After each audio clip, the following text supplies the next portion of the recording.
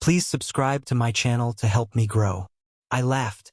A sharp, brittle sound. The kind that hides fear beneath humor. Well, at least your best friend knows my scars.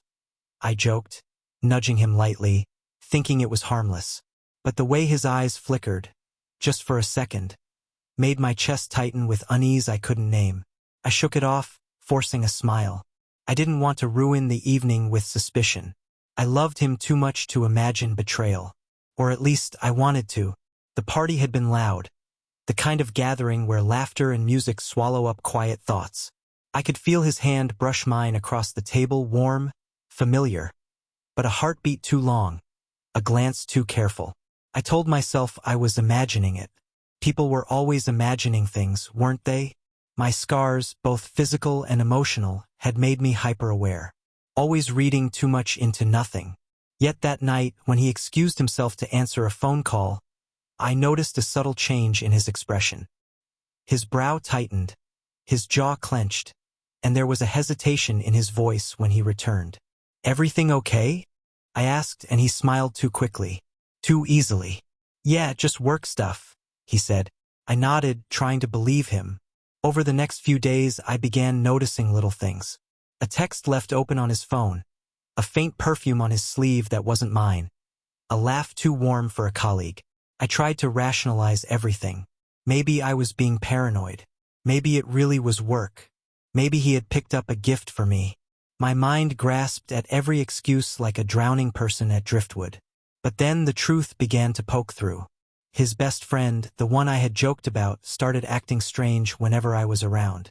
There were subtle exchanges, quick glances, a nervous energy that hadn't existed before. One evening, I found myself in the living room, pretending to read, while they sat on the balcony. I could hear their muffled voices. My heart lurched when I caught the word, "last night," whispered, followed by laughter too intimate for a friendship. I told myself I was imagining it. I had to be, but a seed of doubt had taken root, growing with every passing moment. My sleep became restless, my hands trembling when I picked up his texts. The feeling of being watched, of secrets folding around me, became suffocating. I wanted to confront him, to demand the truth, but fear gripped me. Fear of losing him. Fear of confirming what I was beginning to suspect. The breaking point came on a quiet Tuesday. He had gone out for groceries, and I lingered in the bedroom, cleaning absent-mindedly. His phone buzzed on the counter, a message preview glowing. I hesitated, every rational thought screaming for me to stop. Curiosity, desperation, something darker, propelled me forward. I read it. "Can't wait to see you again. Last night was perfect." My breath caught, my vision blurred.